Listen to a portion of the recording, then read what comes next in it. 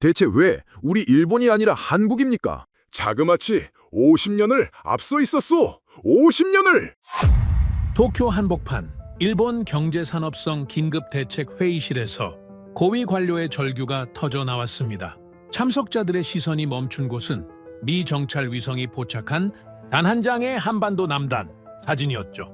지하 300m 아래 축구장 수십 개를 합친 것보다 훨씬 더 큰 거대 의문의 공간. 50년 전 일본이 기껏해야 동굴이나 파는 광업 수준이라며 비웃으며 무시했던 바로 그 장소였습니다. 여러분, 그런데 말입니다. 이 거대한 지하 요새가 지금 전 세계 에너지 판도를 뿌리째 뒤흔들어 놓고 있다는 사실 알고 계셨습니까? 일본의 50년을 시원하게 꺾어버리더니 유럽의 비행기가 싹 다 멈춰서고 중동의 왕실 또한 한국으로 뛰쳐오고 있는 세계가 경악할 지금 이 사건들, 대체 무슨 일이 벌어진 걸까요? 그 전에 잠깐 1초 만에 누를 수 있는 좋아요 버튼을 꾹 눌러주시면 영상 제작에 아주 큰 힘이 됩니다. 그럼 바로 시작하겠습니다. 왜 일본이 아닙니까?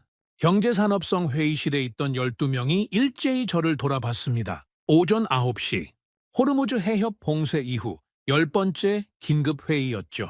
대형 스크린에는 국제에너지기구 공식 보고서가 떠 있었습니다. 에너지 위기 최전선은 한국 등 아시아 국가. 저는 그 문장을 3번 읽었어요. 차관이 다시 물었습니다. 오리타 고문님, 답을 주십시오. 왜 일본이 최전선이 아닌 겁니까?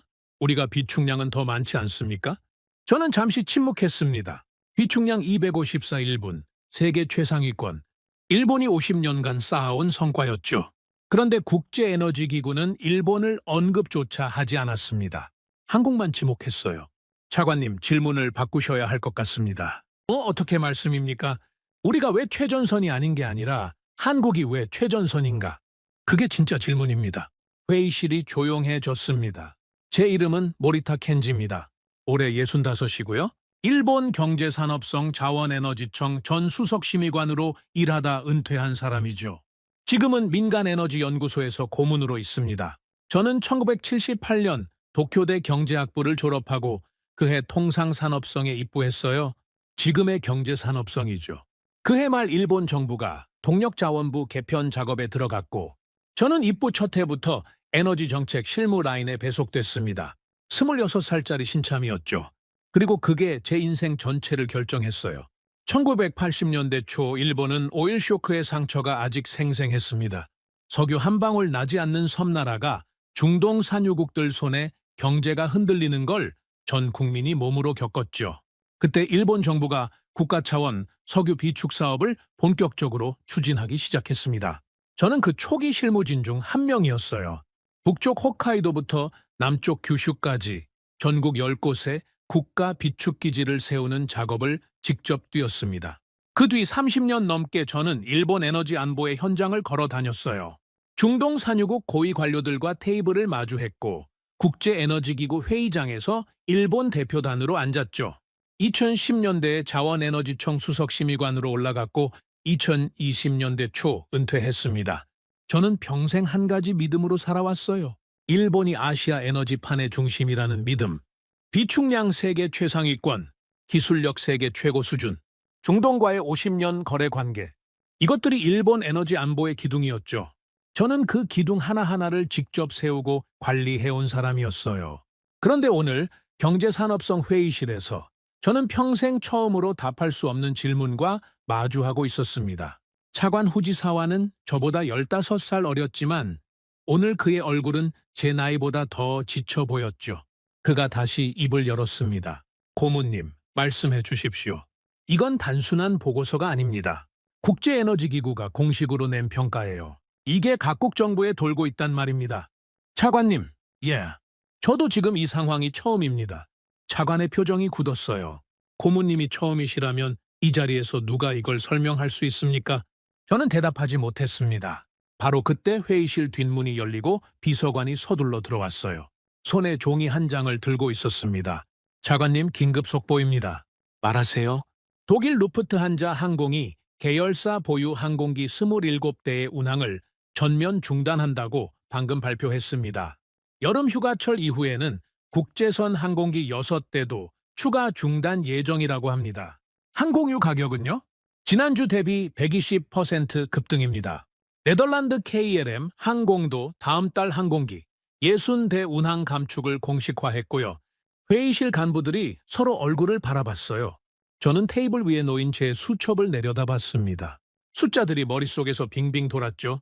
27대, 60대, 120%. 이런 수치가 이렇게 빠르게 움직이는 건 처음이었어요. 차관이 다시 저를 향해 돌아섰습니다. 고문님, 유럽은 우리 일본이 아니라 한국의 움직임을 주시하고 있습니다. 외신을 보십시오. 비서관이 다음 종이를 내밀었어요. 영국 경제지 기사 제목이 눈에 들어왔습니다. 한국 공급망이 멈추면 유럽 하늘이 멈춘다. 저는 그 문장을 오래 바라봤습니다. 이게 과장된 표현입니까, 고문님? 과장이 아닙니다. 왜입니까? 한국이 항공유 수출량 세계 1위입니다. 차관이 눈썹을 찌푸렸어요. 일본이 아니고요? 일본이 아닙니다. 한국입니다. 회의실에서 누군가 낮은 한숨을 내쉬었죠. 자원에너지청 담당 과장 야마다가 서류를 다시 펼쳤습니다. 맞습니다, 차관님. 중동 원유를 받아 항공유로 정제해 세계에 공급하는 주요 국가가 한국입니다. 우리 일본도 정유 능력은 있지만 수출 규모 면에서는 한국이 압도적이에요. 그럼 한국이 정유를 멈추면 어떻게 됩니까? 유럽 항공사가 직접 타격을 받습니다. 이미 받고 있는 중이고요. 차관이 의자에 몸을 기댔어요. 몇 초 동안 아무 말이 없었습니다. 그래서 지금 각국 정부가 한국산업통상자원부 발표만 기다리고 있다는 뜻입니까? 그렇습니다, 차관님. 그게 지금 국제에너지판의 현실이고요. 저는 그 대화를 옆에서 들으며 50년 전 제가 처음 이 업계에 발을 들였을 때를 떠올렸습니다. 그때 세계 에너지의 중심은 미국과 유럽이었어요. 일본은 아시아에서 유일하게 그 테이블에 앉는 나라였죠. 한국은 그 자리에 없었습니다. 아무도 한국을 초대하지 않았어요. 그런데 오늘 일본 최고경제부처 회의실에서 각국 정부가 한국의 입을 쳐다보고 있다는 보고를 받고 있었습니다. 차관님, 자원에너지청 부장 미카와가 조용히 입을 열었어요. 속보 하나 더 들어왔습니다. 말씀하세요. 아랍에미리트 에너지부가 방금 공식 발표를 했습니다. 이번 호르무즈 사태 관련 긴급 비축 물량 저장 파트너로 한국을 공식 선택했다는 내용입니다. 회의실이 완전히 조용해졌어요. 뿐만 아니라 사우디아라비아와도 유사한 협의가 진행 중입니다. 쿠웨이트도 접촉 준비 중이고요. 저는 천천히 숨을 내쉬었습니다. 차관이 저를 향해 시선을 돌렸죠. 고문님, 일본은 어디에도 없군요. 저는 대답할 말을 찾지 못했어요. 왜입니까, 고문님? 50년 전 일본은 아시아에서 유일한 산업 강국이었습니다. 우리가 비축 계획을 세울 때 한국은 아무것도 없었어요. 그런데 왜 오늘 중동은 일본이 아니라 한국을 선택한 겁니까? 차관님, 저도 지금 같은 질문을 하고 있습니다. 누구에게요? 제 자신에게요. 회의실 간부 몇 사람이 저를 바라봤어요. 50년 경력에 저에게 던지는 무언의 질문이었죠. 답을 내놓으십시오. 당신이 아니면 누가 이걸 설명하겠습니까? 차관이 의자에서 몸을 일으켰습니다. 고문님, 오늘 회의로 이 문제를 끝낼 수 없습니다. 제가 공식 자문을 요청드리겠습니다. 무슨 자문 말씀입니까? 왜 한국이 지금 이 자리에 서 있는지, 왜 일본이 아닌지 그 답을 찾아주십시오. 50년 경력의 고문님이 아니시면 누가 이걸 할 수 있겠습니까? 차관님, 저는 은퇴한 사람입니다. 고문님, 차관이 저를 똑바로 바라봤어요. 50년 전에 이 일을 봐온 분이 계시기 때문에 지금 이 일도 이해할 수 있는 겁니다. 저희 후배들은 그 시작을 보지 못했어요. 저는 고개를 숙였죠. 차관의 말이 맞았습니다. 시작을 본 사람만이 끝을 설명할 수 있으니까요. 알겠습니다. 제가 답을 찾아보겠습니다. 회의는 전고가 지나서야 끝났어요. 저는 경산성 건물을 나와 택시를 잡았습니다. 운전기사가 백미러로 저를 흘깃 보더니 물었죠. 손님, 뉴스 들으셨어요? 유럽 항공 난리 났다네요. 들었습니다. 근데 이상하죠. 왜 일본 뉴스에선 한국 이야기만 나오는지. 일본은 뭐 하는 겁니까? 저는 창밖을 바라봤어요. 대답하지 못했죠. 50년 경력에 저도 답할 수 없는 질문이었거든요. 자택에 도착했을 때는 오후 2시가 넘어 있었습니다. 아내가 현관에서 저를 맞았어요. 여보, 얼굴이 좋지 않아요. 무슨 일 있었어요? 아무것도 아니야. 서재에 좀 있을게. 저는 서재로 들어가 문을 닫았습니다. 창밖으로 도쿄의 오후 햇살이 비쳤지만 방 안은 유독 어두웠어요. 차관의 마지막 말이 귓가에 맴돌았죠. 시작을 본 사람만이 끝을 설명할 수 있다. 저는 자리에서 일어나 서재 뒤편으로 걸어갔습니다. 거기에는 오래된 문서 보관함이 놓여 있었죠. 45년 동안 제가 보관해온 관료 시절 자료들이었어요. 은퇴할 때 저는 경산성에서 가져올 수 있는 문서를 전부 가져왔습니다. 그중에는 제가 젊은 관료 시절에 쓴 보고서가 몇 개 있었죠. 대부분은 잊고 있었어요. 너무 오래됐으니까요. 그런데 단 하나만은 오늘 이 시점에 다시 떠오르는 서류가 있었습니다. 저는 문서 보관함 맨 아래 서랍 앞에 섰어요. 손잡이를 잡았죠. 45년 가까이 열지 않았던 서랍이었습니다. 그 안에 뭐가 있는지 저는 정확히 알고 있었어요. 제가 직접 봉해둔 파일이었으니까요. 손이 떨렸습니다. 저는 손잡이를 놓았어요. 한 걸음 물러섰죠. 그리고 서랍을 오래 바라봤습니다. 꺼내고 싶지 않았어요. 꺼내는 순간 제가 확인해야 할 진실이 있다는 걸 알고 있었거든요. 저는 천천히 서재에 불을 껐습니다. 오늘은 열지 않을 생각이었어요. 오늘만큼은요. 그러나 알고 있었죠. 내일은, 아니 늦어도 모레는 저 서랍을 열어야 한다는 것을요. 45년 동안 꺼내지 않았던 그 서류를 마주해야 하는 순간이 지금 제 인생에 찾아오고 있었습니다. 저는 어두워진 서재에 한참 동안 서 있었어요. 창밖에서 도쿄의 저녁이 다가오고 있었죠. 그리고 그 해가 지는 서쪽 방향에 한국이 있었습니다. 다음 날 아침이었습니다. 저는 평소보다 일찍 일어났어요. 어젯밤 내내 서재 불을 끈 채 어둠 속에 앉아 있었거든요. 아내가 걱정스러운 얼굴로 아침상을 차려주었죠. 여보, 어제부터 얼굴이 영 안 좋아요. 무슨 일 있으세요? 경산성에서 공식 자문 요청이 들어왔어. 자문이라면 은퇴하신 분한테요? 그만큼 다급한 상황인가 봐. 아내가 제 찻잔에 차를 따라주며 말했습니다. 여보, 이제 쉬실 때도 되지 않았어요? 손주들이랑 시간 보낼 나이잖아요. 그러게 말이야. 저는 찻잔을 들었지만 입에 대지 못했어요. 어제 회의실에서 들었던 숫자들이 머릿속을 떠나지 않았거든요. 루프트 한자 27대, KLM 60대, 항공유 120% 급등, 그리고 아랍에미리트가 한국을 공식 선택했다는 속보까지요. 그때 현관에서 초인종이 울렸습니다. 아내가 나가보더니 곧 돌아왔어요. 여보, 손님이세요. 경산성에서 오셨대요. 누구야? 요시다 과장이라고 하시던데요. 저는 자리에서 일어났죠. 요시다 유키라면 지금 경산성 자원에너지청 석유비축 담당 과장이었습니다. 39살의 젊은 엘리트 관료였죠. 제가 은퇴 전 마지막으로 키웠던 후배 중 한 명이었어요. 선배님, 이른 시간에 죄송합니다. 요시다는 서재로 들어오자마자 고개를 깊이 숙였습니다. 손에는 두꺼운 서류 가방이 들려 있었죠. 요시다 과장, 이 시간에 무슨 일인가? 선배님, 어제 회의 내용 보고받았습니다. 차관님 지시로 선배님께 자료를 전달해 드리러 왔습니다. 무슨 자료인가? 요시다가 서류 가방에서 파일을 꺼냈어요. 그가 그 파일을 책상 위에 내려놓는 손이 약간 떨리는 걸 저는 보았죠. 선배님, 이 문서 기억하십니까? 저는 파일을 내려다봤습니다. 표지에 제 젊은 시절 필체로 제목이 적혀 있었어요. 한국 석유비축 계획의 실현 가능성 평가, 1981년, 그리고 그 아래에 붉은 도장, 담당자 모리타 켄지. 저는 그 도장을 한참 동안 바라봤습니다. 어제 저녁 서재 서랍을 열지 못했던 제 앞에 바로 그 서류가 지금 놓여 있었죠. 요시다 과장, 이게 왜 경산성에 있는 건가? 선배님, 이 문서는 경산성 공식 기록물로 보관되어 있습니다. 어젯밤 차관님 지시로 관련 문서 전체를 다시 꺼냈어요. 다시 꺼냈다고? 야, 선배님께서 오늘 공식 자문을 맡아주시기로 하셨지 않습니까? 그 시작점이 바로 이 보고서라고 차관님이 판단하셨습니다. 저는 떨리는 손으로 파일을 펼쳤어요. 45년 전 제가 타자기로 두드렸던 글자들이 그대로 살아있었습니다. 종이는 누렇게 변했지만 글자들은 어제 쓴 것처럼 선명했죠. 첫 장에 제가 쓴 요약이 있었어요. 한국 정부가 추진 중인 국가 석유 비축 계획은 여러 측면에서 실현 가능성이 매우 낮다고 판단됨. 재정 여건 미비, 기술 인프라 부족, 지정학적 불안정성 고려 시 10년 내 계획 완성 불가능. 일본 정부는 이 계획에 실무적 협력을 제공할 실익이 없음. 저는 그 문단을 2번 읽었습니다. 그리고 고개를 들어 요시다를 바라봤죠. 요시다 과장. 예, 선배님. 이걸 내가 쓴 게 맞나? 맞습니다, 선배님. 1981년 4월 17일자입니다. 그때 선배님이 29살이셨어요. 저는 잠시 숨을 골랐습니다. 29살이었던 제가 타자기 앞에 앉아 이 문단을 작성하던 그 순간이 떠올랐어요. 통산성 자원에너지부 과장보 시절이었죠. 저는 그때 상사에게 이 보고서를 제출하며 어떤 표정을 짓고 있었을까요?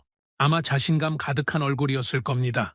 요시다 과장, 당시 상황을 기억하는가? 선배님, 저는 그때 태어나지도 않았습니다. 아, 그렇지. 저는 헛웃음을 지었습니다. 당연한 일이었어요. 45년이나 지난 일이었으니까요. 그럼 제가 이야기해보지. 1981년 한국은 어떤 나라였는가? 들려주시면 감사하겠습니다. 저는 파일을 내려놓고 창밖을 바라봤어요. 그때 한국은 군사정권 시절이었네. 1인당 국민소득이 우리 일본의 10분의 1도 안 됐어. 1970년대 두 번의 석유 파동으로 한국 경제는 완전히 무너져 있었지. 공장이 멈췄고 주유소에 기름이 없어 시민들이 줄을 서 있었어.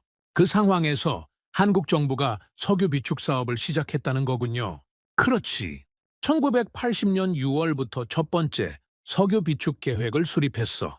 4,100만 배럴 규모 원유 비축 시설을 짓겠다고 했지.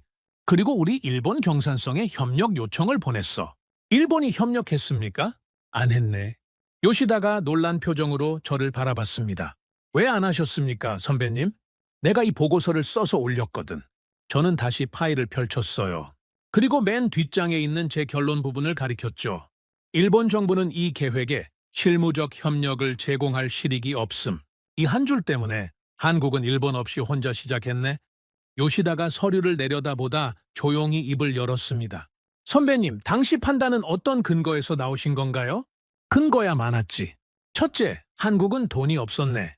그 규모 시설을 짓는 데 필요한 재정이 한국 정부 전체 예산을 압도할 수준이었어. 둘째, 기술이 없었네. 지하 안반 동굴에 원유를 저장하는 기술은 당시 일본도 막 시작하던 단계였어. 셋째, 정치 상황이 불안정했네. 군사 정권이 얼마나 오래 갈지 아무도 몰랐어. 그런데 한국은 그걸 다 넘었군요. 그렇다네? 저는 창가로 걸어갔어요. 도쿄의 아침 햇살이 서재 안으로 들어왔죠. 요시다 과장, 한 가지 물어보겠네. 예, 선배님. 지금 한국의 비축시설 규모가 얼마나 되는지 아는가? 한국석유공사 자료에 따르면 현재 9개 비축기지를 운영 중이고 총 저장 용량이 1억 4,600만 배럴이라고 합니다. 저는 그 숫자를 듣는 순간 테이블 모서리를 꽉 잡았습니다. 1억 4,600만 배럴이라고? 예, 선배님. 내가 이 보고서 쓸 때 한국이 계획했던 게 4,100만 배럴이었네. 지금은 그것의 3배가 넘어. 그렇습니다, 선배님. 게다가 비축 지속 일수가 얼마라고 했지? 208일분입니다. 저는 천천히 의자에 앉았어요. 무릎에 힘이 빠진 느낌이었죠. 요시다 과장, 내가 한 가지 더 묻겠네. 예, 선배님. 현재 일본 비축량은 얼마인가? 254일분입니다. 일본이 한국보다 46일치 더 많이 가지고 있습니다. 그런데 왜 중동은 한국을 선택하는 건가? 요시다가 잠시 침묵했습니다. 그는 고개를 숙이고 서류 가방을 만지작거렸죠. 선배님, 사실 경산성 내부에서도 지금 그 답을 찾지 못하고 있습니다. 찾지 못한다고? 저희가 어제 밤새 분석해 봤는데요. 비축량만 놓고 보면 일본이 더 많습니다. 기술력도 뒤처지지 않습니다. 그런데 국제에너지기구 보고서도 산유국들의 선택도 유럽 항공사들의 시선도 전부 한국을 향하고 있습니다. 뭔가 우리가 보지 못하는 게 있는 것 같습니다. 저는 손으로 이마를 짚었어요. 그리고 깊은 숨을 내쉬었죠. 요시다 과장, 예, 자네 생각엔 내가 45년 전에 한국을 어떻게 본 것 같나? 어떻게 보셨다니요? 이 보고서를 다시 읽어보게. 요시다가 파일을 들어 천천히 페이지를 넘겼어요. 그는 잠시 후 고개를 들었습니다. 선배님, 이 보고서는 한국을 숫자로만 보고 계시네요. 재정 수치, 기술 수준, 정치 안정성, 전부 숫자입니다. 그래. 그때 나는 한국을 숫자로만 봤어. 그런데 선배님, 말해보게. 숫자는 지금도 일본이 한국보다 높습니다. 비축량도 일본이 많고요. 그런데도 중동은 한국을 선택했습니다. 그럼 답은 숫자밖에 있는 것 아닙니까? 저는 요시다를 바라봤어요. 39살 젊은 과장의 눈빛이 오늘따라 유독 깊어 보였습니다. 요시다 과장, 자네 말이 맞네. 선배님, 답은 숫자밖에 있어. 그리고 나는 평생 숫자 안에서만 일해왔네. 저는 파일을 천천히 덮었어요. 그리고 잠시 눈을 감았죠.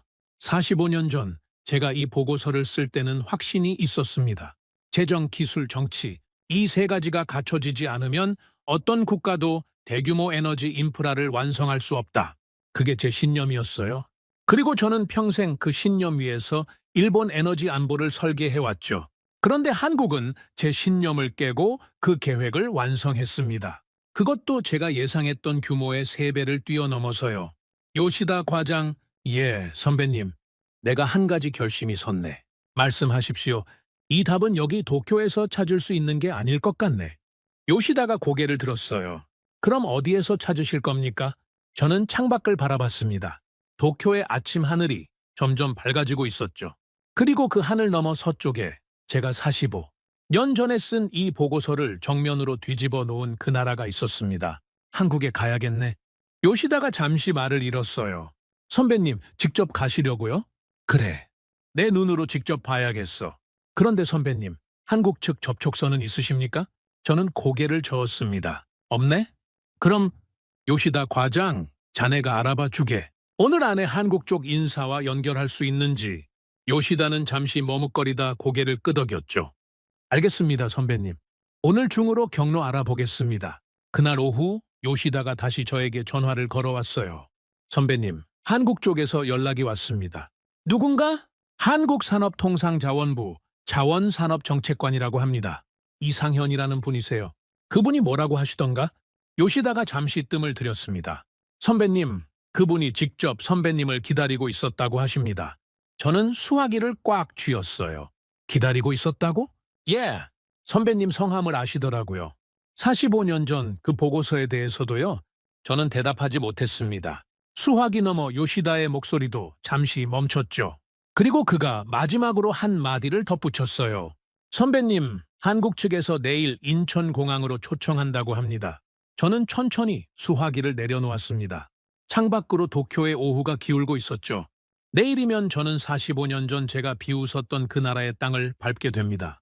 그리고 그곳에서 저를 기다리는 사람이 이미 제 이름을 알고 있다는 사실이 저를 두렵게 만들었어요. 다음 날 새벽, 저는 하네다 공항으로 향했습니다. 아내가 현관까지 배웅을 나왔어요. 여보, 정말 가시는 거예요? 2, 3일이면 돌아올 거야. 이 나이에 이렇게 급하게 가실 일이에요? 저는 아내의 손을 잠깐 잡았다가 놓았어요. 아내는 평생 제가 이렇게 급하게 해외로 떠나는 모습을 본 적이 없었죠. 경산성 관료 시절에도 출장은 항상 몇 주 전에 준비하는 사람이었거든요. 여보, 이건 내가 꼭 해야 하는 일이야. 무슨 일인데요? 45년 전 내가 쓴 보고서를 지금 마주해야 할 일이 생겼어. 아내는 더 이상 묻지 않았습니다. 그저 제 가방을 한 번 더 정리해주고는 고개를 끄덕였을 뿐이죠. 50년을 함께 산 사람이라 말이 없어도 전달되는 게 있었어요. 하네다 공항 출국장에 도착했을 때 요시다 과장이 기다리고 있었습니다. 선배님, 제가 모시고 가야 하지 않겠습니까? 자네는 경산성에서 할 일이 많지 않나. 그래도 혼자 보내드리기가. 요시다 과장, 이건 내가 혼자 가야 하는 길이네. 자네가 옆에 있으면 내가 볼 것도 놓칠 수 있어. 요시다는 잠시 망설이다 고개를 숙였습니다. 선배님, 한 가지만 조심하십시오. 뭘 말인가? 한국 측에서 선배님을 기다리고 있었다고 했잖습니까? 저는 그게 마음에 걸립니다. 걸린다고? 선배님, 45년 전 문서를 저들이 어떻게 알고 있는 겁니까? 그건 경산성 내부 문서였습니다. 외부에 공개된 적이 없어요. 저는 요시다를 바라봤어요. 그의 표정에는 진짜 걱정이 담겨 있었죠. 요시다 과장, 자네 말이 맞네. 그게 나도 이해가 안 돼. 선배님, 혹시라도 뭔가 이상한 상황이 생기면 바로 연락 주십시오. 제가 달려가겠습니다. 알겠네? 고맙네. 저는 비행기에 올랐습니다. 창가 자리였어요. 비행기가 이륙한 뒤 저는 구름 아래로 사라지는 도쿄를 한참 동안 내려다봤죠. 그 도시에서 제가 50년 동안 쌓아 올린 경력이 흔들리고 있었습니다. 그리고 저는 지금 그 흔들림의 원인을 직접 보러 가는 길이었어요. 2시간 반 뒤 비행기는 인천공항에 착륙했습니다. 저는 천천히 입국장을 빠져나왔어요. 그리고 출구 앞에서 걸음을 멈췄죠. 피켓을 들고 서 있는 중년 남성이 보였거든요. 피켓에는 제 이름이 한국어와 일본어로 적혀 있었습니다. 모리타 켄지 선생님. 저는 그 앞으로 걸어갔어요. 제가 모리타입니다. 모리타 선생님, 오시느라 수고 많으셨습니다. 한국산업통상자원부 자원산업정책관 이상현입니다. 이상현은 저보다 한 10살 정도 어려 보였어요. 50대 중반쯤 되는 사람이었죠. 한국 관료답지 않게 유창한 일본어로 인사를 건넸습니다. 이 정책관님, 일본어가 유창하시군요. 도쿄대 대학원에서 유학했습니다. 선생님 강의를 들은 적도 있고요. 저는 잠시 멈칫했어요. 제 강의요? 네, 1990년대 중반이었습니다. 제가 도쿄대 에너지 정책 과정에 교환 연구원으로 있을 때 선생님께서 객관 강의를 오신 적이 있으셨죠. 제가요. 저는 기억이 나지 않았어요. 당시 저는 과장급 관료였고 객관 강의 정도는 흔한 일이었거든요. 수많은 학생들 중에 이상현이라는 이름은 제 기억에 남아있지 않았죠. 죄송합니다. 이 정책관님, 제가 기억을 못합니다. 기억하실 필요는 없습니다. 저는 선생님을 기억하고 있으니까요. 이상현이 미소를 지었어요. 그런데 그 미소에는 뭔가 묘한 기운이 있었습니다. 반가움도 아니고 경계도 아닌 오래 준비해 온 사람의 차분함이었죠. 선생님 차가 준비되어 있습니다. 서울로 모시겠습니다. 어디로 가는 겁니까? 일단 호텔에 체크인하시고 내일부터 일정을 시작하실 예정입니다. 일정요? 저는 아직 아무 일정도 확정하지 않았습니다. 한국 측에서 선생님을 위해 미리 준비해둔 일정이 있습니다. 물론 선생님이 원하지 않으시면 취소 가능합니다. 저는 잠시 그를 바라봤어요. 이상현은 공항 출구를 향해 앞장섰고 저는 그 뒤를 따랐습니다. 검은색 세단이 주차장에서 대기하고 있었죠. 차가 서울로 향하는 동안 저는 창밖으로 한국의 풍경을 바라봤어요. 45년 전에 제가 한국에 대해 썼던 문장들이 머릿속에서 떠돌았습니다. 1인당 국민소득이 낮다. 인프라가 미비하다. 정치가 불안정하다. 그 글을 쓸 때 저는 한국에 가 본 적조차 없었어요. 통계 자료와 보고서만 보고 결론을 내렸죠. 그리고 그 결론으로 한국의 에너지 협력 요청을 거절했습니다. 차창 밖에는 고속도로가 쭉 뻗어 있었어요. 도로 양쪽으로 산업단지와 고층 건물들이 스쳐 지나갔죠. 어느 순간 저는 이 풍경이 도쿄와 크게 다르지 않다는 걸 깨달았습니다. 아니, 어쩌면 더 새로 보였어요. 이 정책관님. 네, 선생님. 제가 한 가지 여쭙고 싶은 게 있습니다. 말씀하십시오. 한국 측에서는 제가 온다는 걸 어떻게 아셨습니까? 이상현이 룸미러로 저를 흘깃 바라봤어요. 선생님, 저희가 선생님을 기다린 게 어제, 오늘의 일이 아닙니다. 저는 그 말에 숨을 멈췄어요. 그게 무슨 뜻입니까? 선생님, 이 이야기는 호텔에 도착해서 차분히 드리는 게 좋겠습니다. 아닙니다. 지금 말씀해 주세요. 이상현이 운전기사에게 뭐라고 한국어로 말했습니다. 그리고 다시 저를 향해 고개를 돌렸죠. 선생님, 저희 한국 에너지 관료들 사이에서 1981년 그 보고서는 유명한 문서입니다. 유명하다고요? 네. 선배 공무원들이 후배들에게 이야기로 전해주는 문서죠. 저는 손가락을 꼭 쥐었어요. 어떤 이야기로 전해집니까? 이상현은 잠시 망설였습니다. 그러다 천천히 입을 열었죠. 일본이 한국의 석유 비축 사업을 비현실적이라고 판단하고 협력을 거절했던 그 보고서, 그리고 그 보고서를 쓴 일본 관료의 이름이 바로 선생님이셨습니다. 저는 창밖으로 시선을 돌렸어요. 고속도로 위에서 아침 해가 빠르게 솟아오르고 있었습니다. 그 햇빛이 제 눈을 찌르는 것 같았죠. 이 정책관님. 네. 그래서 한국 공무원들은 저를 어떻게 기억하고 있습니까? 이상현은 한참 동안 말이 없었습니다. 그러다 낮은 목소리로 대답했어요. 선생님을 기억하는 게 아닙니다. 선생님이 쓰신 그 결론을 기억하는 겁니다. 어떻게요? 일본이 안 된다고 한 계획. 우리가 우리 힘으로 해낸 계획. 그게 한국 에너지 정책사의 출발점입니다. 저는 고개를 숙였어요. 눈앞에서 빛이 희미하게 흔들렸습니다. 나이 탓인지 피로 탓인지 아니면 그 말의 무게 탓인지 알 수 없었죠. 이 정책관님, 제가 한 가지 더 여쭙고 싶습니다. 말씀하십시오. 그럼 한국 측은 저를 왜 초청하셨습니까? 복수를 위해서입니까? 이상현이 처음으로 소리내어 웃었어요. 선생님, 한국은 이제 그런 감정으로 움직이는 나라가 아닙니다. 그럼 왜입니까? 선생님이 직접 보셔야 하기 때문입니다. 뭘 봐야 한다는 겁니까? 이상현이 저를 정면으로 바라봤습니다. 그의 눈빛이 처음으로 진지해졌죠? 선생님, 45년 전 선생님이 비현실적이라고 판단하신 그 계획이 지금 어떤 모습이 되어 있는지를요. 저는 대답하지 못했어요. 그리고 선생님이 오시는 이유가 하나 더 있습니다. 뭡니까?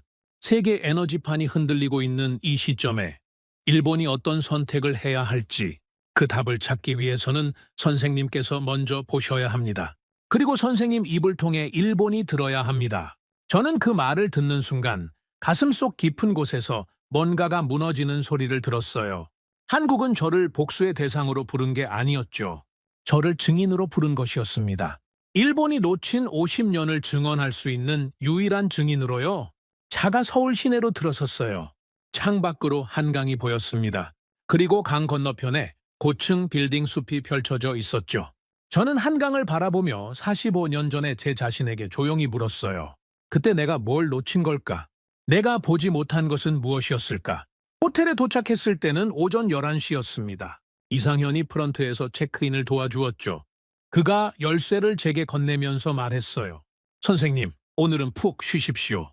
내일 아침 8시에 로비에서 뵙겠습니다. 내일 일정이 어떻게 됩니까? 울산으로 모시겠습니다. 울산요? 네. 한국 석유 비축 사업의 심장이 거기 있습니다. 이상현은 가볍게 고개를 숙이고는 호텔을 빠져나갔습니다. 저는 로비에 잠시 서서 그의 뒷모습을 바라봤어요.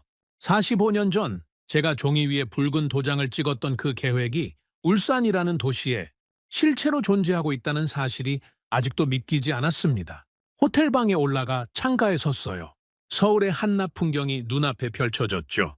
저는 가방에서 1981년 보고서 파일을 꺼냈습니다. 요시다 과장이 공항까지 와서 제 손에 쥐어준 그 파일이었어요. 저는 파일을 창가 테이블 위에 내려놓고 오랫동안 바라봤습니다. 45년 전 저는 이 종이 위에 한국의 미래를 지워버렸어요. 그리고 오늘 지워졌던 그 미래가 저를 초청했습니다. 내일 저는 울산으로 갑니다. 그곳에서 저는 제가 45년 전에 놓쳤던 것이 무엇인지를 마주해야 합니다. 그게 숫자 너머에 있다는 사실은 어제 요시다 과장과 이야기하면서 이미 깨달았죠.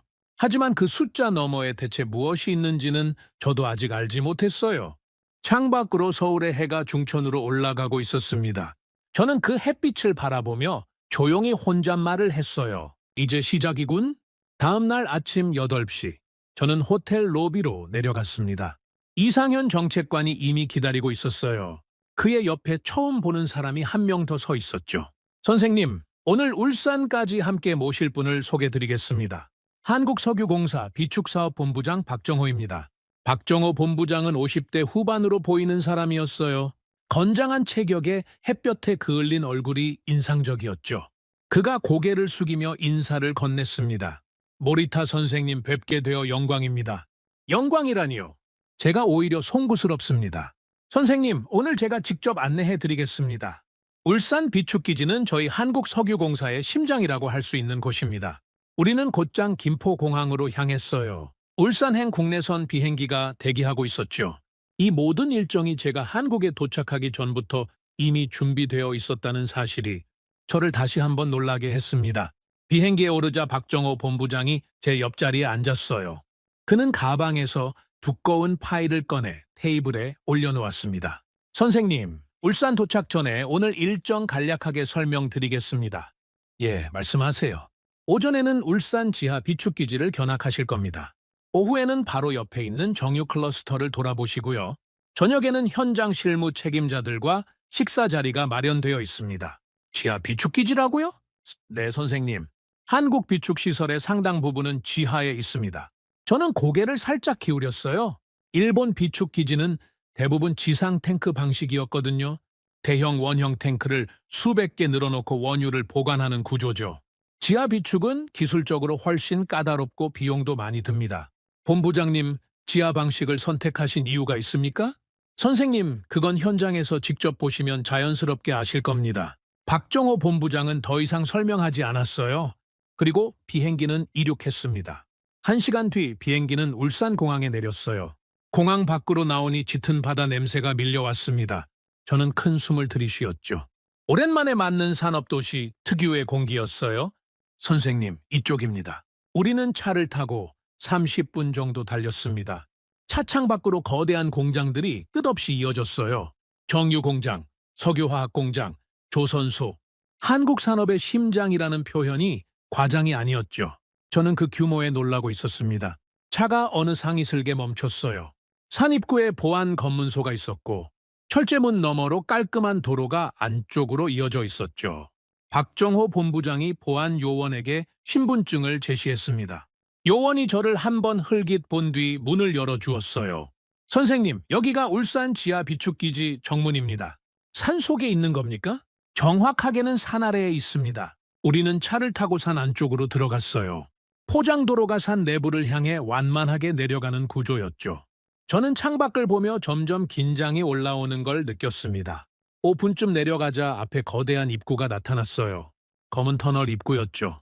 사람 키의 수십 배가 넘는 높이였습니다. 선생님, 여기서부터 걸어가시겠습니다. 저는 채서 내렸어요. 터널 입구 앞에 서서 안쪽을 들여다봤죠. 안쪽은 어두웠지만 조명이 끝없이 이어져 있었습니다. 입구 옆벽에 조각된 글자가 보였어요. 한국석유공사 울산 지하 비축기지. 1979년 착공. 저는 그 숫자를 한참 바라봤습니다. 1979년이라면 제가 이 보고서를 쓰기 불과 2년 전이었어요. 그때 한국은 이미 공사를 시작하고 있었던 겁니다. 그런데 저는 2년 뒤에 재정 여건 미비, 10년 내 완성 불가라는 결론을 내렸죠. 선생님, 들어가시죠. 박정호 본부장이 안쪽을 가리켰어요. 저는 천천히 터널 안으로 걸음을 옮겼습니다. 발밑에 조명등이 바닥을 따라 이어졌죠. 터널이 점점 깊어지면서 공기가 서늘해졌어요. 지상과는 완전히 다른 공간이었습니다. 본부장님, 이 터널은 얼마나 깁니까? 선생님, 터널은 일부일 뿐입니다. 일부라니요? 저희가 가는 곳은 이 산 깊숙한 곳에 있는 지하 저장 동굴입니다. 전체 저장 시설은 지하 100m 이상에 걸쳐 수백 개의 동굴로 이루어져 있습니다. 저는 걸음을 멈췄어요. 수백 개의 동굴요? 예, 선생님. 그 동굴에 전부 원유가 들어있다는 말씀입니까? 맞습니다. 박정호 본부장은 저를 한번 돌아봤어요. 그의 얼굴에는 자랑도 과시도 없었습니다. 그저 담담했죠. 그러나 그 담담함이 오히려 저를 더 압박해왔어요. 우리는 터널을 10여 분 더 걸었습니다. 끝에 도달하자 거대한 철문이 나타났어요. 문이 열리는 순간 저는 그 자리에서 숨을 멈췄습니다. 거대한 공간이 눈앞에 펼쳐졌어요. 천장은 좋기 30-40m는 되어 보였고 폭은 그보다 더 넓었습니다. 바닥에는 둥근 탱크 수십 개가 늘어서 있었죠. 탱크마다 굵은 파이프가 천장을 향해 뻗어 있었어요. 조명이 공간 구석구석을 비추었지만 워낙 넓어서 반대편 끝은 흐릿하게 보였습니다. 선생님, 여기가 메인 저장 구역 중 하나입니다. 이게 한 동굴의 저장 용량이 수백만 배럴입니다. 이런 동굴이 수백 개 있습니다. 저는 한참 동안 말을 잃었어요. 박정호 본부장이 제 옆에 조용히 서 있었죠. 본부장님, 예, 선생님, 이 시설 전체 저장 용량이 얼마나 됩니까? 한국석유공사 기준으로 총 1억 4,600만 배럴입니다. 일본에서도 이 규모를 가진 단일 비축 체계는 없는 것으로 압니다. 일본은 지상 탱크 방식이니까요. 맞습니다. 선생님, 그래서 제가 조금 전에 지하 방식을 선택한 이유를 말씀드리지 않은 겁니다.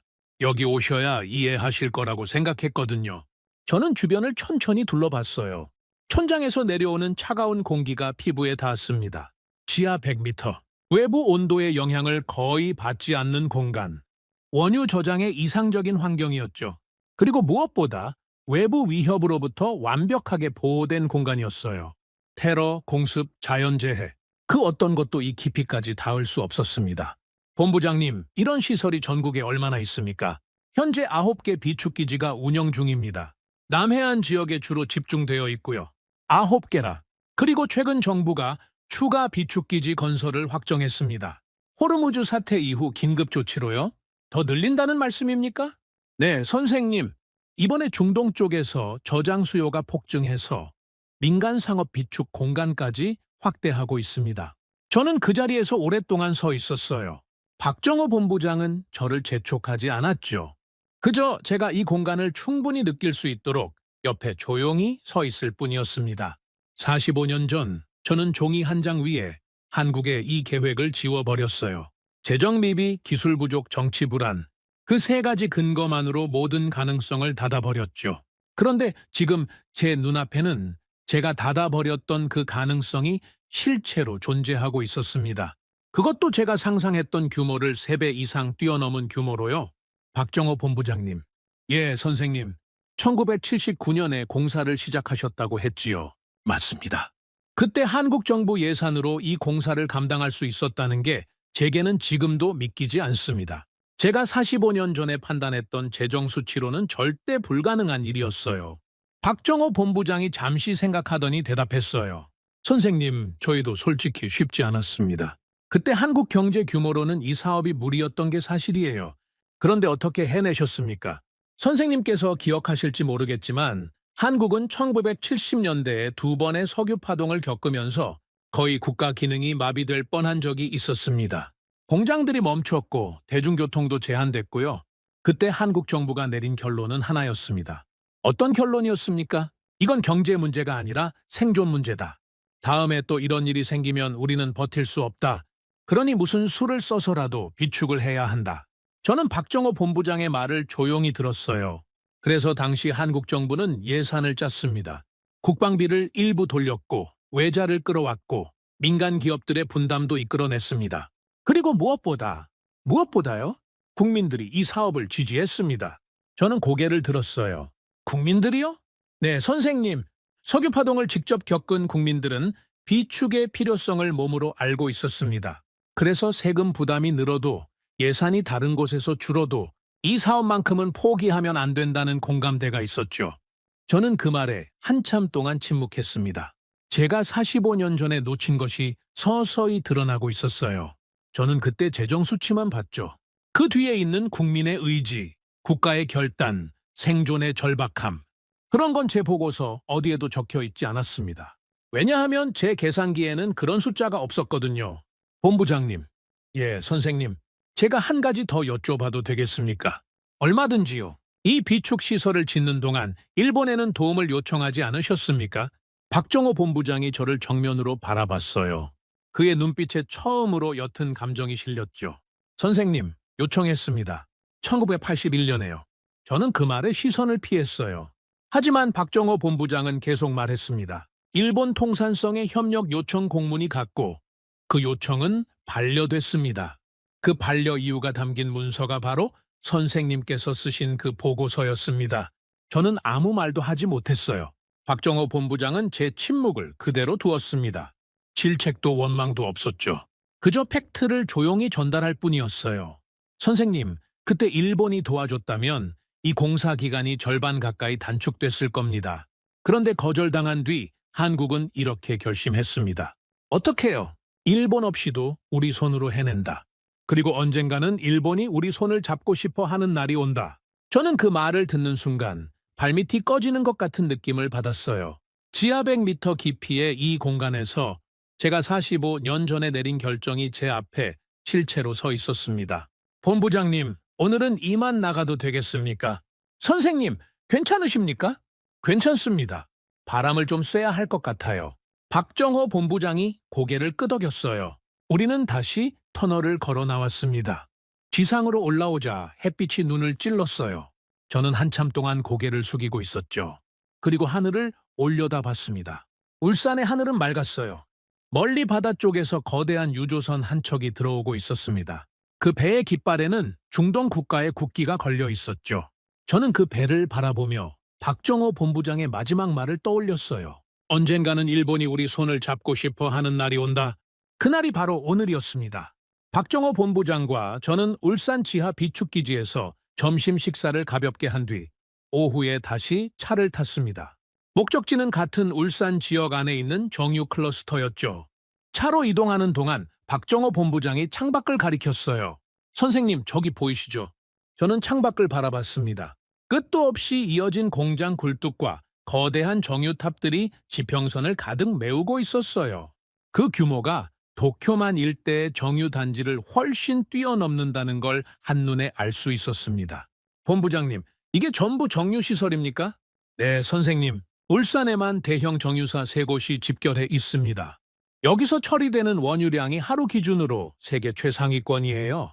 세계 최상위권이라. 그리고 더 중요한 건 저희가 단순 정유만 하는 게 아니라는 점입니다.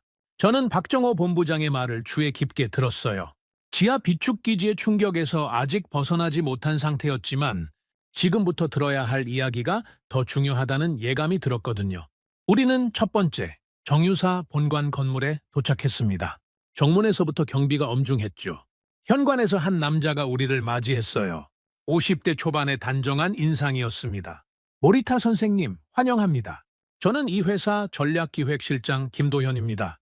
김도현 실장님 시간 내주셔서 감사합니다. 김도현 실장은 우리를 회의실로 안내했어요. 회의실에 들어서자 벽 한 면이 유리창이었는데 그 너머로 거대한 정유 공장의 내부가 한눈에 들어왔습니다. 수많은 파이프와 탑들이 정교하게 얽혀있는 모습이 마치 거대한 생명체가 숨을 쉬고 있는 것 같았죠. 선생님, 이쪽이 저희 공장의 핵심 공정입니다. 원유가 이 공장 안에 들어오면 휘발유, 경유, 항공유, 나프타 등으로 분리되어 나옵니다. 규모가 엄청나군요. 네. 그런데 선생님, 오늘 제가 선생님께 보여드리고 싶은 건 규모가 아닙니다. 저는 김도현 실장을 바라봤어요. 그럼 뭡니까? 구조입니다. 김도현 실장은 자료를 회의실 스크린에 띄웠어요. 스크린에 세계 지도가 나타났고 그 위에 원유 흐름을 나타내는 화살표들이 복잡하게 얽혀 있었죠. 선생님, 이 지도를 잠시 보시겠습니까? 중동에서 출발한 원유가 어디로 가는지를 표시한 지도입니다. 저는 지도를 자세히 보기 시작했어요. 중동 산유국에서 출발한 굵은 화살표들이 여러 방향으로 뻗어나가고 있었습니다. 그 화살표들 중 상당 부분이 한국을 향하고 있었죠. 이게 현재 흐름이라는 말씀입니까? 네. 그런데 선생님, 한국에 도착한 원유가 어디로 가는지 보시겠습니까? 김도현 실장이 마우스를 조작했어요. 그러자 한국에서 다시 뻗어나가는 화살표들이 나타났습니다. 그 화살표들은 유럽, 미주, 동남아시아, 심지어 아프리카까지 이어졌어요. 선생님, 한국은 중동 원유를 받기만 하는 게 아닙니다. 저희는 이 원유를 받아서 고부가 가치 석유 제품으로 정제한 뒤 다시 전 세계에 공급합니다. 세계에 재공급한다는 말씀이군요. 정확하게 말씀드리면 한국 정유산업 수출 비중이 생산량의 절반 이상입니다. 즉, 저희가 만드는 석유 제품의 반은 해외로 나간다는 뜻입니다. 저는 그 말을 듣는 순간 뭔가 큰 그림이 머릿속에서 맞춰지기 시작했어요. 일본도 정유 능력은 있습니다.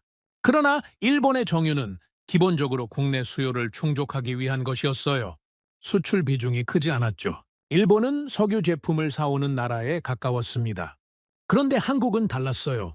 김도현 실장님, 한 가지 질문 드리고 싶습니다. 말씀하십시오. 한국 정유 산업이 이런 구조를 갖추게 된 건 언제부터입니까? 1990년대 말부터 본격화됐습니다. 그 이전까지는 저희도 내수 중심이었는데요. 당시 한국 정부가 정유 산업을 수출 산업으로 전환하겠다는 방침을 세웠어요.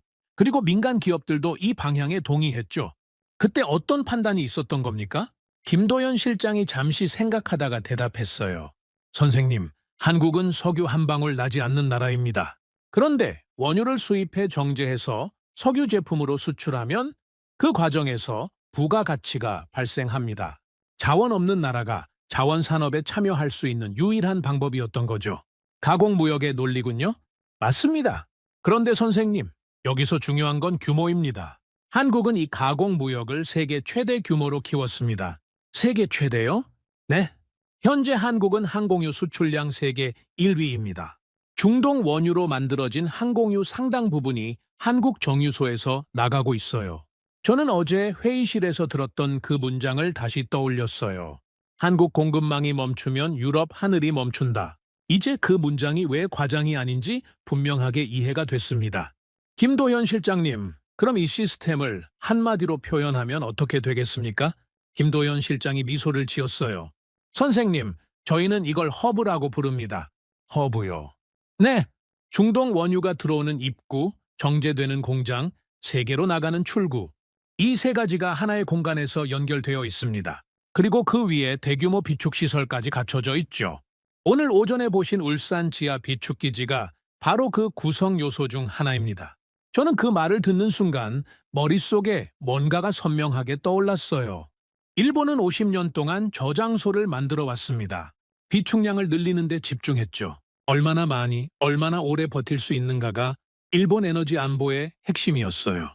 그런데 한국은 그 50년 동안 허브를 만들어 왔던 겁니다. 비축은 이 허브의 한 부분일 뿐이었죠. 저장소와 허브, 이 차이가 50년의 결과를 뒤집어 놓은 겁니다. 선생님, 괜찮으십니까? 김도현 실장이 제 얼굴을 살폈어요. 저는 천천히 고개를 끄덕였죠. 괜찮습니다. 다만 오늘 제가 생각을 많이 하게 되는군요. 그래서 제가 선생님을 여기까지 모신 겁니다. 선생님 같은 분께서 이 구조를 직접 보시고 판단하셔야 하거든요. 바로 그때 제 휴대전화가 울렸습니다. 저는 양해를 구하고 회의실 밖으로 나왔어요. 발신자는 도쿄였습니다. 모리타상 아키야마입니다. 아키야마 이사장은 일본 대형 정유사 이데미츠의 이사장이었어요. 제가 은퇴 전 마지막으로 함께 일했던 업계 지인이었죠. 그의 목소리가 평소와 달리 긴장되어 있었습니다. 아키야마-상, 이 시간에 무슨 일인가요?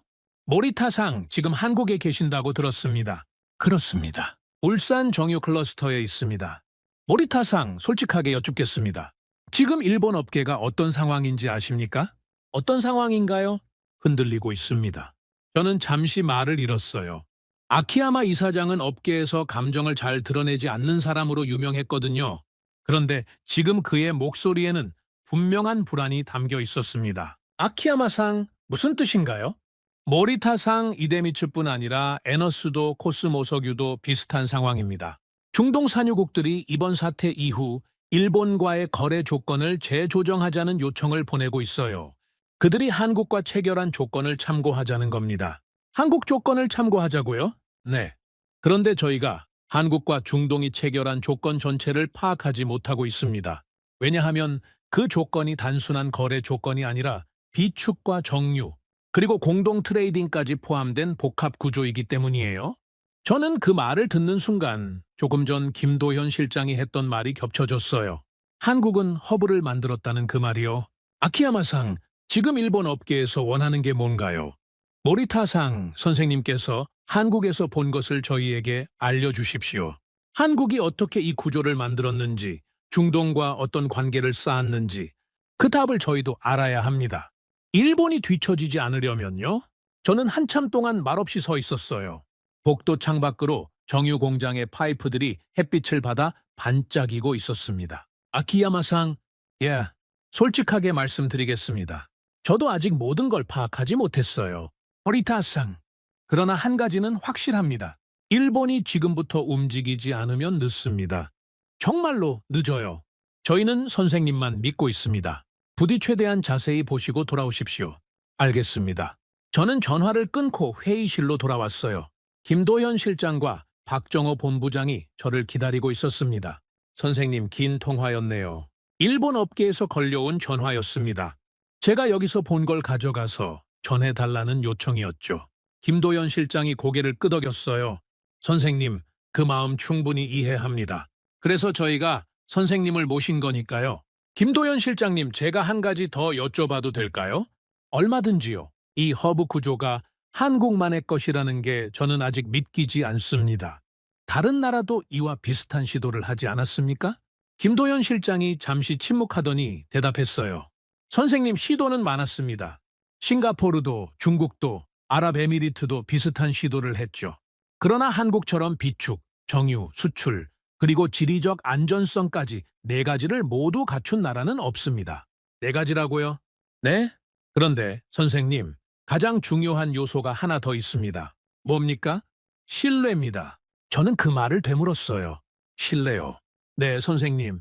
기술도 규모도 구조도 중요하지만 결국 이 시스템이 돌아가려면 중동 산유국들이 한국을 믿어야 합니다. 그리고 그 신뢰는 하루아침에 생기는 게 아니에요. 이건 내일 선생님께서 직접 들으실 수 있을 겁니다. 내일요? 내일 오후에 서울에서 한 분을 뵙게 되실 겁니다. 아랍에미리트 에너지부 차관이십니다. 선생님을 만나고 싶다고 미리 연락이 와 있습니다. 저는 그 이름을 듣는 순간 가슴이 서늘해졌어요. 아랍에미리트 에너지부 차관이라면 알마흐리를 말하는 것일 수도 있겠죠. 저는 그와 30년 지인이었고 한동안 연락이 끊겼던 사이였습니다. 그분 성함이 혹시 알마흐리 차관이신가요? 김도현 실장이 고개를 끄덕였어요. 알고 계시는군요. 선생님을 꼭 만나고 싶다고 하십니다. 저는 천천히 창밖을 바라봤습니다. 울산의 오후가 노을로 물들기 시작했어요.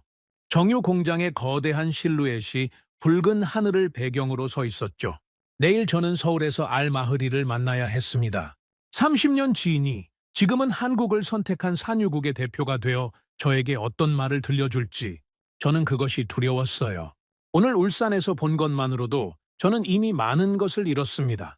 그런데 내일 알마으리의 입에서 나올 이야기는 제가 아직 잃지 않은 마지막 자존심마저 가져가 버릴지도 모른다는 예감이 들었죠. 울산에서 하룻밤을 보낸 뒤 다음날 아침 저는 다시 서울로 향했습니다. 비행기에서 내려다보는 한국 땅은 어제와 같았지만 제 시선은 완전히 달라져 있었어요. 어제까지의 저는 45년 전 보고서를 쥐고 있는 사람이었죠. 오늘 아침에 저는 그 보고서가 틀렸다는 걸 인정해야 하는 사람이었습니다. 서울에 도착했을 때 이상현 정책관이 다시 공항에 나와 있었어요. 선생님, 울산에서 많은 걸 보셨다고 들었습니다. 예, 많이 보고 많이 흔들렸습니다. 이상현이 조용히 고개를 끄덕였어요. 오늘 오후 알마흐리 차관님과의 만남이 준비되어 있습니다. 장소는 여의도 호텔입니다. 알마흐리 차관이 지금 한국에 와 있다는 말씀입니까? 네, 사흘 전에 도착하셨습니다. 이번 호르무즈 사태 이후 양국 간 긴급 협력 조율을 위해 직접 오셨어요. 저는 창밖을 바라봤어요. 한국 정부는 사태 발생 이후 단 한 번도 여유를 가진 적이 없었습니다. 중동 산유국 차관급 인사가 직접 서울에 와 있을 정도로 양국 관계가 밀착되어 돌아가고 있었던 거죠. 그 시간 동안 일본은 회의실에서만 움직이고 있었고요. 오후 2시, 저는 여의도의 한 호텔 로비에 들어섰습니다. 이상현 정책관이 저를 안내했어요. 우리는 20층의 개인실로 올라갔죠. 문이 열리자 익숙한 얼굴이 창가에 서 있었어요. 알마흐리 차관. 그가 천천히 저를 향해 돌아섰습니다. 우리는 한동안 말없이 서로를 바라봤어요. 30년 전 처음 만났을 때부터 오늘까지 우리 사이에는 수많은 테이블과 수많은 계약서가 있었죠. 그런데 오늘 우리 사이에 놓인 건 아무것도 없었습니다. 아무것도 없다는 것이 오히려 가장 무거운 상황이었어요. 모리타 선생, 알마흐리 차관님, 오랜만입니다. 그가 제 손을 잡았어요. 손은 따뜻했지만 그의 눈빛은 차분했습니다. 우리는 창가 소파에 마주 앉았죠. 이상현 정책관은 가볍게 고개를 숙이고는 밖으로 나갔어요. 방 안에 우리 둘만 남았습니다. 모리타 선생, 먼저 고맙다고 말씀드리고 싶습니다. 고맙다고요? 네? 한국까지 직접 오셨지 않습니까? 일본 에너지 업계 최고의 원로이신 선생께서 직접 확인하러 오셨다는 사실이 저에게는 큰 의미입니다. 저는 잠시 숨을 골랐어요. 알마흐리 차관님, 제가 솔직하게 말씀드리겠습니다. 저는 지금 혼란스러운 상태입니다. 이해합니다. 그래서 오늘 차관님께 직접 여쭙고 싶은 게 있습니다. 말씀하시죠. 저는 잠깐 창밖으로 시선을 돌렸다가 다시 알마흐리를 바라봤어요. 왜 일본이 아니라 한국입니까? 알마흐리는 바로 대답하지 않았습니다. 그는 찻잔을 들어 천천히 차를 한 모금 마시고는 찻잔을 조용히 내려놓았어요. 그 몇 초가 저에게는 몇 분처럼 느껴졌습니다. 모리타 선생, 그 질문에 답을 드리기 전에 제가 먼저 한 가지 여쭤도 되겠습니까? 말씀하십시오. 선생께서는 저희 아랍에미리트를 그동안 어떤 존재로 생각하셨습니까? 저는 그 질문에 잠시 멈칫했어요. 어떤 존재라니요? 솔직하게 말씀해 주세요. 일본 경제산업성 관료로서, 일본 에너지 업계의 원로로서 저희를 어떻게 보셨는지요? 저는 잠시 생각했어요. 그리고 조심스럽게 대답했습니다. 아랍에미리트는 저희에게 중요한 공급국이었습니다. 공급국이군요? 그렇습니다. 일본은 중동 산유국들로부터 안정적으로 원유를 공급받아 왔고 그게 일본 에너지 안보의 기반이었습니다. 알마흐리가 조용히 고개를 끄덕였어요. 그 끄덕임이 이상했죠. 동의하는 것 같으면서도 어딘가 슬픈 것 같기도 했습니다. 모리타 선생, 그 답이 오늘 질문의 답입니다. 무슨 뜻입니까? 일본은 저희를 공급국으로 보셨습니다. 한국은 저희를 동반자로 봤습니다. 그게 50년 동안 쌓인 차이입니다. 저는 그 말을 듣는 순간 손에 힘이 빠졌어요. 탁자 위에 놓여있던 제 찻잔이 가볍게 흔들리는 게 느껴졌죠. 알마흐리 차관님, 좀 더 자세히 말씀해 주실 수 있습니까? 선생, 저는 30년 동안 선생과 수많은 회의를 함께 했습니다. 일본 경제산업성 회의실에서도, 아부다비, 저희 에너지부 회의실에서도 그 회의들에서 저희가 논의한 건 항상 같았습니다. 가격, 물량, 공급 기한, 그리고 품질이었죠. 그게 거래의 기본 아닙니까? 맞습니다. 그런데 모리타 선생, 한국 관료들이 저희에게 처음 했던 질문은 달랐습니다. 어떤 질문이었습니까? 저희가 무엇이 필요한지를 물었습니다.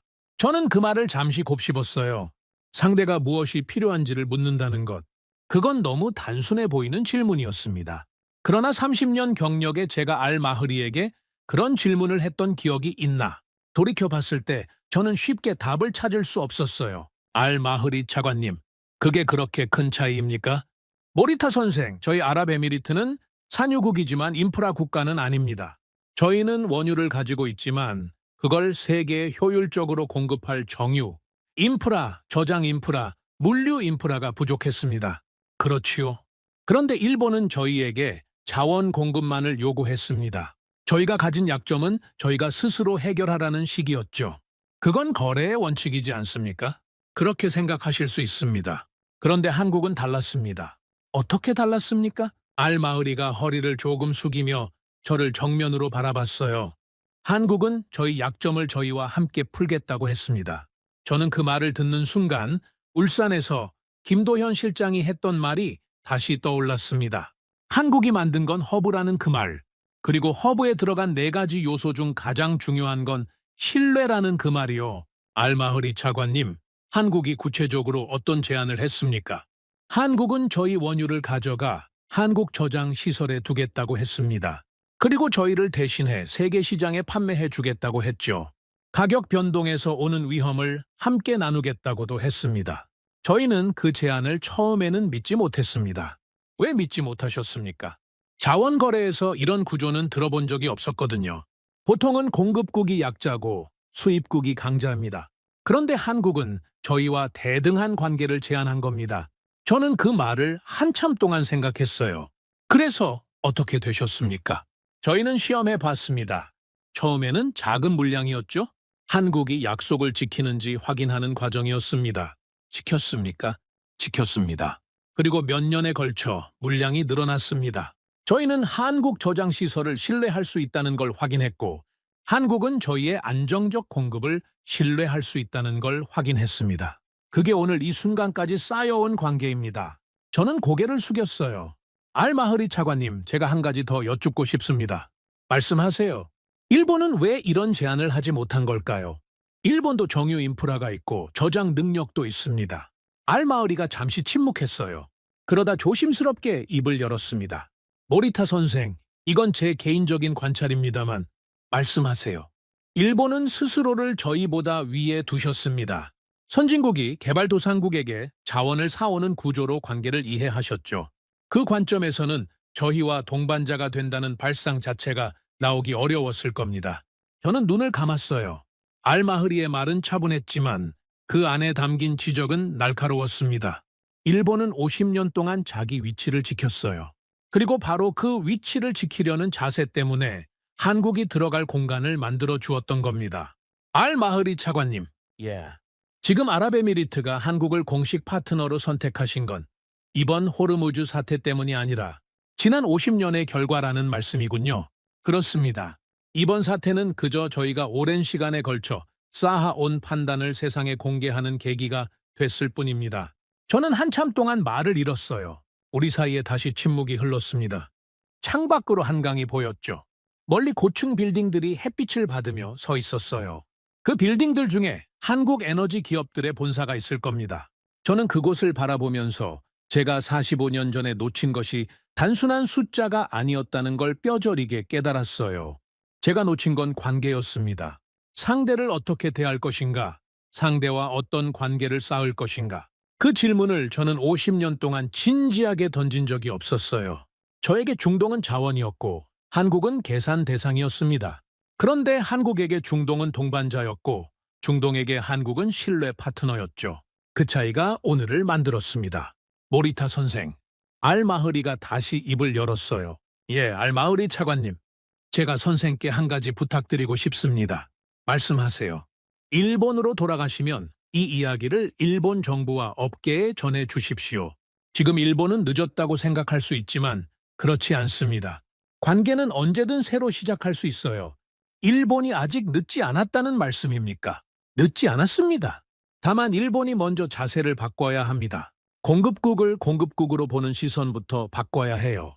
동반자로 대하는 순간 관계는 다시 시작될 수 있습니다. 저는 고개를 끄덕였어요. 그러나 저 자신도 그 말이 얼마나 쉽지 않은지 잘 알고 있었습니다. 50년 동안 굳어진 관료 사회의 시선을 하루아침에 바꾸는 건 거의 불가능에 가까운 일이었거든요. 그러나 알마흐리의 말이 옳았습니다. 시작하지 않으면 끝은 오직 쇠락뿐이니까요. 알마흐리 차관님, 한 가지 더 여쭙고 싶습니다. 말씀하세요. 만약 일본이 자세를 바꾼다면 아랍에미리트는 일본과 다시 새로운 관계를 논의할 의향이 있으십니까? 알마흐리가 처음으로 엷은 미소를 지었어요. 모리타 선생, 저희는 친구가 되고 싶은 모든 나라와 친구가 될 준비가 되어 있습니다. 다만 저희가 기다리는 건 일본이 먼저 손을 내밀어 주시는 겁니다. 우리는 그 뒤로 한참 동안 조용히 차를 마셨습니다. 해가 서서히 기울었고 호텔 방 안으로 저녁 햇살이 비스듬히 들어왔어요. 그 햇살 속에서 저는 제 손을 내려다봤습니다. 50년 동안 수많은 서류에 도장을 찍어 온 손이었죠. 그리고 45년 전 바로 이 손으로 한국의 미래를 지워버렸던 기억이 다시 떠올랐습니다. 그런데 오늘 그 손으로 제가 할 수 있는 일이 하나 남아 있었어요. 일본을 위해 손을 내미는 일이었습니다. 그것이 제 50년 경력의 마지막 과제라는 걸 저는 알마흐리와 헤어지고 호텔을 나서며 분명히 깨달았습니다. 서울에서 알마흐리 차관을 만난 다음 날 저녁, 저는 도쿄로 돌아가는 비행기에 올랐습니다. 인천공항 라운지에서 이상현 정책관이 저를 배웅했어요. 선생님, 한국에서 보내신 사흘이 어떠셨습니까? 이 정책관님, 솔직하게 말씀드리겠습니다. 제가 45년 동안 쌓아 올린 것이 무너지는 시간이었습니다. 선생님, 무너진 게 아닙니다. 새로 보신 겁니다. 저는 이상현의 말을 한참 생각했어요. 그의 말이 맞았죠. 무너진다는 건 끝이지만 새로 본다는 건 시작이니까요. 이 정책관님, 이 사흘이 제 50년 경력에서 가장 중요한 시간이었습니다. 선생님, 저도 감사드립니다. 비행기는 저녁 7시에 이륙했습니다. 저는 안전벨트를 매고 창밖을 바라봤어요. 인천의 야경이 빠르게 작아지고 있었죠. 그런데 그때 뒷자리에서 누군가 제게 말을 걸었어요. 혹시 모리타 선생님이십니까? 저는 고개를 돌렸습니다. 40대 후반쯤 되어 보이는 서양인 남자가 저를 보고 있었어요. 양복 차림에 피곤한 얼굴이었죠. 죄송합니다. 어디서 뵀는지 기억이. 저는 루프트한자 항공의 유럽 노선 운영 담당 부사장입니다. 마르틴 쉴러라고 합니다. 저는 그 이름을 듣는 순간 자세를 바로잡았어요. 쉴러 부사장님, 이 시간에 이 비행기에서 뵙게 될 줄은 몰랐습니다. 저도 마찬가지입니다. 괜찮으시면 잠시 옆에 앉아도 되겠습니까? 그럼요, 앉으시죠. 쉴러 부사장이 제 옆자리로 옮겨왔어요. 그의 어깨에는 피곤함이 가득했죠. 쉴러 부사장님, 한국에는 어떤 일정으로 오셨던 겁니까? 저희 본사에서 저를 긴급 파견했습니다. 한국 정유사들과 직접 접촉해서 항공유 공급 일정을 재확인하러 왔죠. 결과는 어떻게 되셨습니까? 그가 깊게 숨을 내쉬었어요. 솔직히 말씀드리면 저희가 기대했던 결과를 얻지 못했습니다. 무슨 뜻입니까? 한국 정유사들은 저희 긴급 요청을 들어줄 수는 있다고 했습니다. 그런데 그 물량은 기존 장기 계약분에서 떼어오는 구조가 아니었어요. 한국 자체 비축분에서 나가는 거였습니다. 비축분에서요. 네. 즉 한국이 자신들의 안보 재고를 깎아서 유럽에 긴급 공급하겠다는 의미였죠. 그 대가로 그들이 원한 건 장기 공급 계약의 조건 재조정이었습니다. 저는 쉴러 부사장의 말을 조용히 들었어요. 그건 한국 정유사들의 협상력이 어느 정도인지 보여주는 사례였습니다. 긴급 상황에서 유럽 항공사들은 선택지가 없었던 거죠. 한국 조건을 받아들이거나 하늘을 멈추거나 둘 중 하나였습니다. 그 조건을 받아들이셨습니까? 받아들였습니다. 본사와 급히 협의한 뒤에요. 저희에게 다른 선택지가 없었습니다. 저는 고개를 끄덕였어요. 쉴러 부사장님, 일본 쪽에는 접촉해보지 않으셨습니까? 선생님, 일본은 항공유 생산 규모에서 한국을 대체할 수 없습니다. 일본 정유사들도 생산은 하지만 그 물량은 대부분 내수용이에요. 수출용 항공유를 단기간에 대규모로 공급할 수 있는 나라는 현재 아시아에서 한국 외에 없습니다. 저는 그 말에 아무 대답도 하지 못했어요. 울산에서 김도현 실장에게 들었던 설명이 다시 귀에 들리는 것 같았죠. 선생님, 한 가지 여쭤도 될까요? 선생님께서는 한국에 무엇을 보러 가셨던 겁니까? 저는 잠시 생각했어요. 쉴러 부사장님, 저는 45년 전에 제가 썼던 한 장의 보고서를 다시 확인하러 갔습니다. 보고서라고요? 네.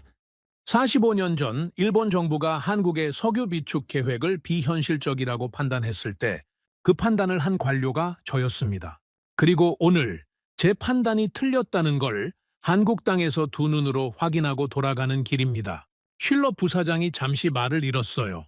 그는 고개를 숙이고 한참 생각하더니 다시 입을 열었습니다. 선생님, 저도 한 가지 고백을 드려도 되겠습니까? 말씀하세요. 저희 루프트 한자도 한국 정유사들과 관계를 제대로 쌓지 못했습니다. 저희는 항상 한국을 가격 경쟁력 좋은 공급사 중 하나로만 봤어요. 그런데 오늘 보니 한국은 공급사가 아니라 협상 상대였습니다. 저는 그의 말을 듣는 순간 알마흐리 차관이 어제 저에게 했던 말이 겹쳐졌어요. 공급자와 동반자.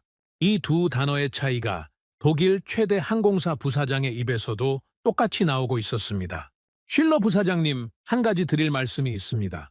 유럽도 일본도 어쩌면 지금 같은 실수를 하고 있는지 모릅니다. 우리 모두 한국을 거래처로만 봤어요.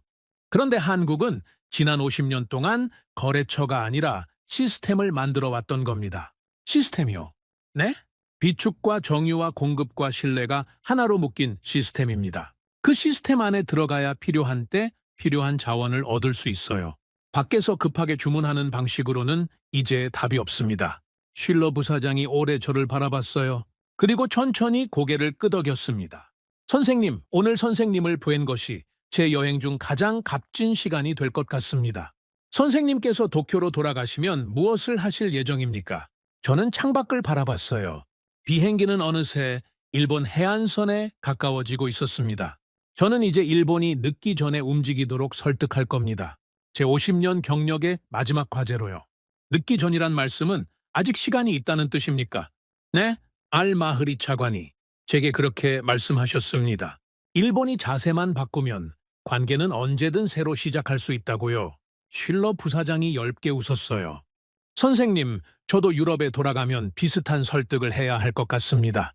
함께 힘내시죠. 비행기가 하강하기 시작했어요. 도쿄의 야경이 창 아래로 펼쳐졌습니다. 오늘 저는 그 풍경을 다른 눈으로 보고 있었어요. 이 도시는 여전히 강했습니다. 그러나 강하다는 것과 중심에 있다는 것은 다른 문제였죠. 오늘 세계 에너지의 중심은 더 이상 도쿄가 아니었어요.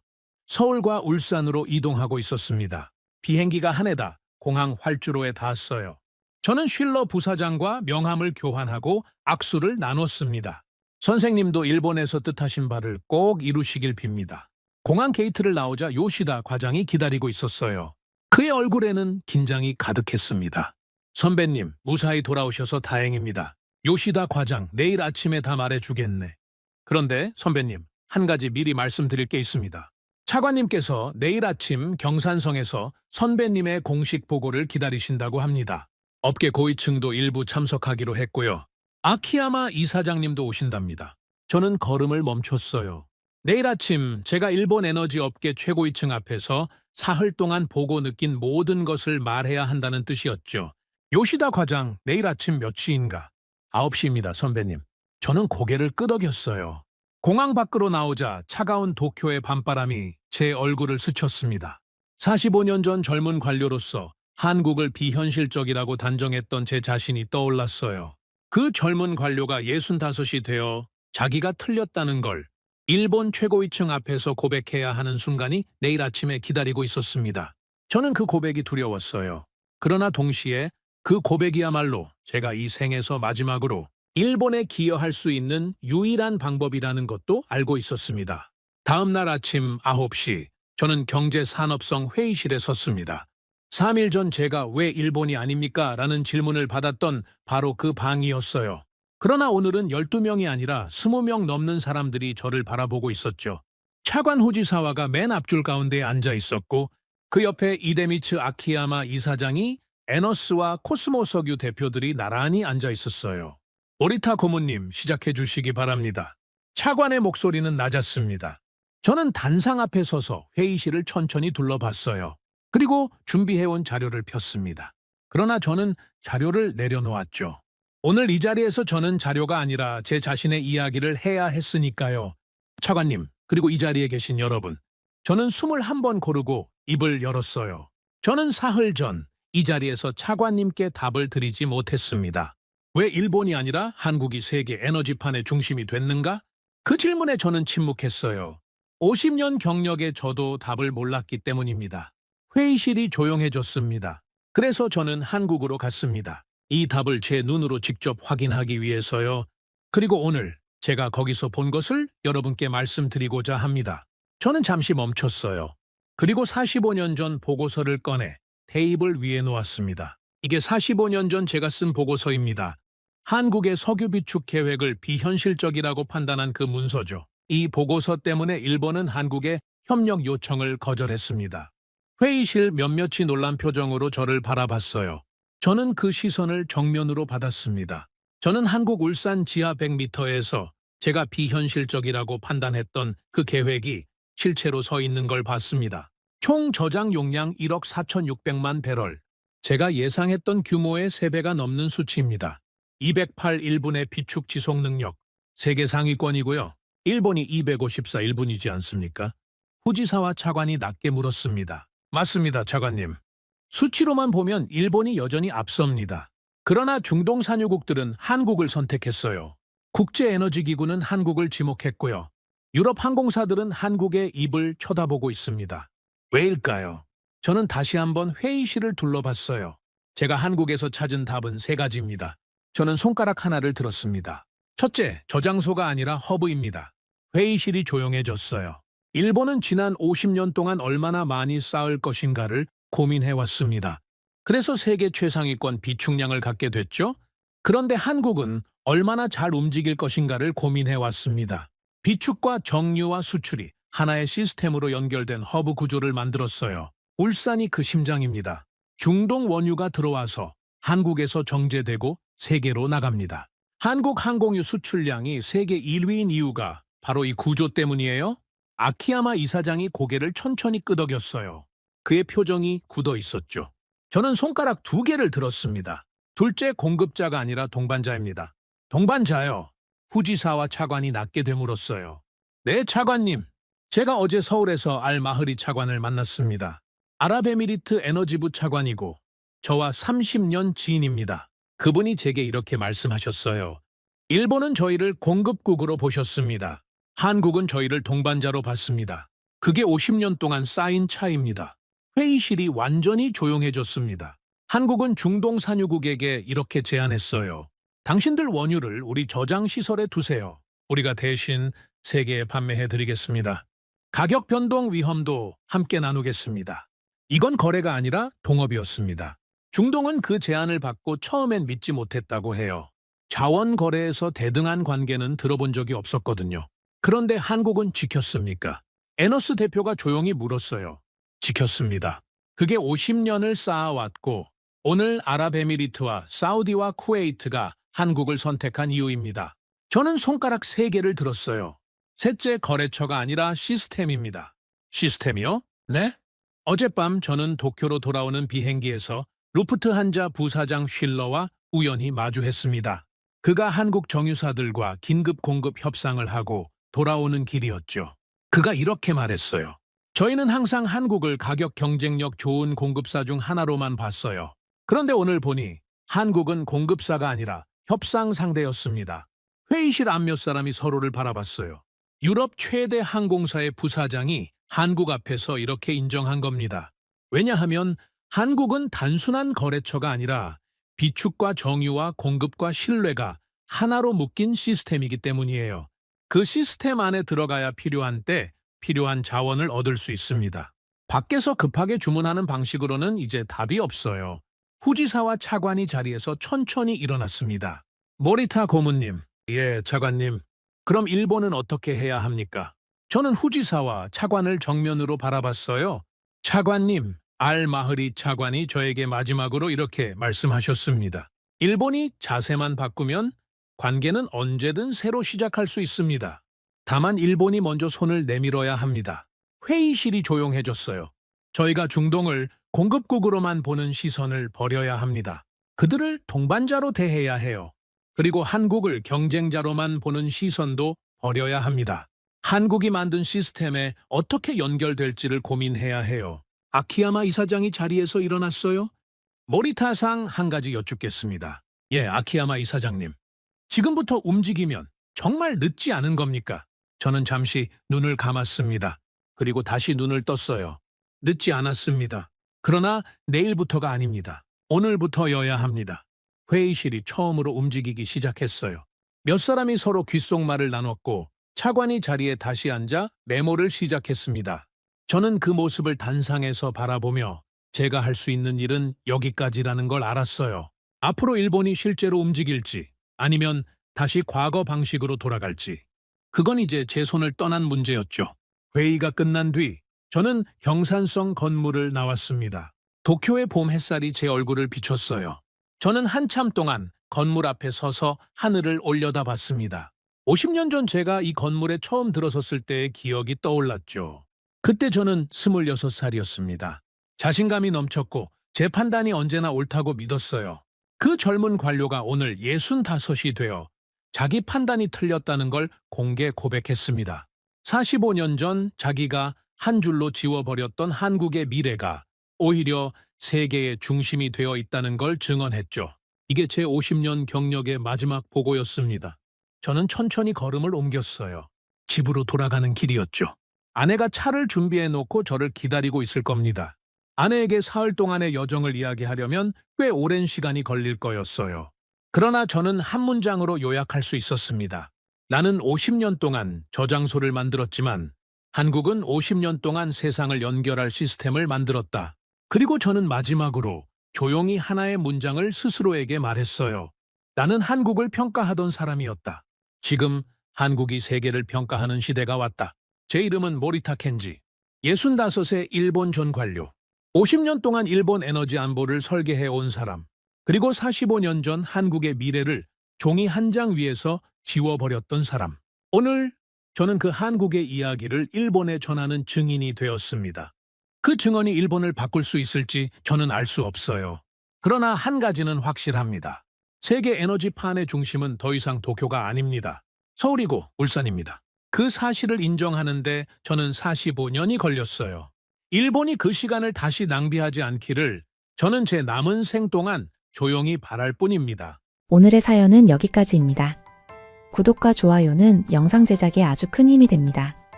지금까지 감동테라스 저는 소희였습니다. 오늘도 우리 구독자님들의 가정에 따뜻한 행복이 가득하시길 진심으로 바라겠습니다. 긴 영상 끝까지 시청해주셔서 정말 감사합니다. 내일 더 좋은 이야기로 찾아뵙겠습니다. 감사합니다.